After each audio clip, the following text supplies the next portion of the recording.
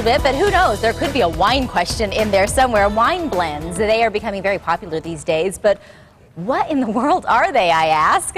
And why should we drink them? Well, the guy with all the wine answers, Jess Nove, is the Director of Wine Education for Arizona Stronghold Vineyards, here to tell us exactly what we're talking about. It's good to see you. Good morning. Great to be back. You would be a great contestant.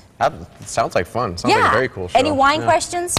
You got them. That's right. That's right. The Betty White question, I don't know if I really got that. I don't really get that one either. Let's talk wine blends, and let's just by definition explain what we're talking about. Well, we're explaining a combination of varietals. So the wine terminology for a grape like Cabernet, Merlot, Petit Verdot is a varietal. And there's some wines out there that are just made out of a single varietal. One grape makes up the whole wine. Most of the wines we get on the shelves, whether it says it on the bottle or not, are actually blends of multiple varietals. And you have to do that just to get like the complexity of the flavor, so it's not just like, hi, I'm drinking purple grapes. Yeah, kind of. I mean, you don't have to, but yeah, every grape has its strength and its weakness and its own personality. I kind of think of it like a chef creating food. You know, a chef has a wide variety of spices at their use. So if you have them, why not? Exactly. If you're a winemaker, you have all these grapes, you're going to use this one to give a little pepper, this one to give a little earth, this one to give a little black fruit. Let's talk commonalities in blends. What would you see, I mean, what would be familiar to us? Bordeaux is probably the most common name out there, and Bordeaux kind of gets stamped on wines as a single varietal. People say Bordeaux very loosely, but it's a very specific blend, and it's specific to the region in France called Bordeaux. There's Bordeaux, Chianti is another one that's a Sangiovese-based blend, and Côte d'Aron is another southern French blend. But all three of those almost always are blends. Okay, so tell me about Meritage. My producer said, ask about Meritage. Meritage. I'm glad you said Meritage. Well done. I think you did your homework, because it usually gets Frenched out, and people say Meritage, because in the wine world they will try to make everything French. It's actually an American word. We came up with it. It's a combination of merit and heritage. So Meritage. And that's kind of our version of Bordeaux. Like, you can't put Champagne on a wine that's grown outside of Champagne. You can't stamp Bordeaux on a wine that's outside the region of Bordeaux.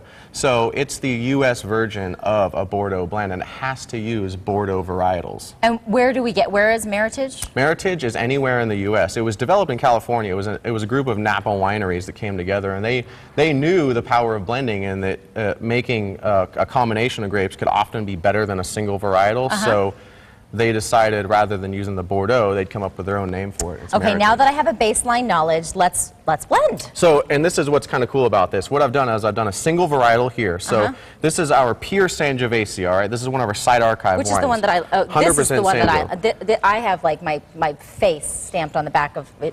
Love this one. Yeah, this is delicious stuff. So I'm curious, when you get to one that you love, by blending it, what's it going to do and well, why? if you compare them, I mean, just look at the color, okay? These two are the Sangiovese, right? This is the pure Sanjo, and this is the blend, all right? Already you can see there's a difference in color. The Sanjo by itself is lighter. And if you smell it and you taste it, you're going to notice it's more red fruit oriented. There's high acid, but not a lot of tannin there. Now, if we want to beef it up a little, if we want to pump up this wine a bit, we're going to add Cabernet, Merlot, Petit Verdot, Malbec. In this case, we added 4 other varietals: Cab, Malbec, Petit Verdot, and Merlot.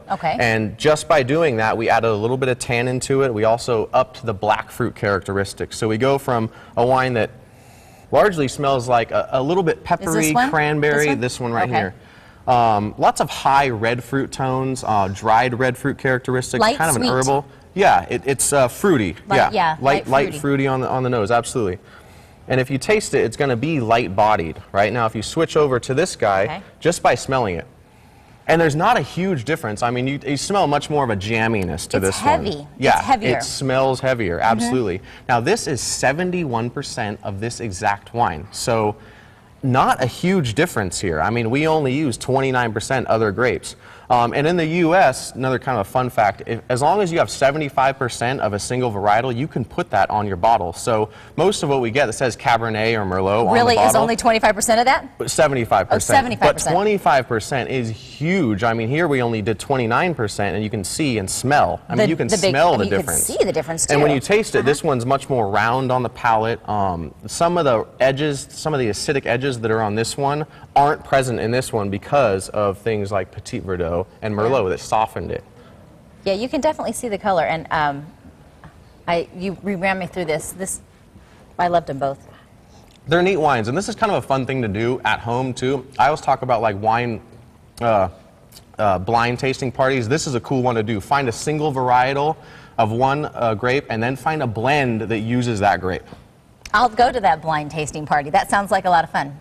All right. Well, if you haven't been up to Cottonwood for wine tasting, you really should go. We're going to have all of the information for our Arizona Stronghold Tasting Room on SonoraLiving.com. It's always fun. Thanks, Stephanie. Can't wait till next time. Blind tasting, yay! Stick around because there's a whole lot more still to come here on Sonora Living Live.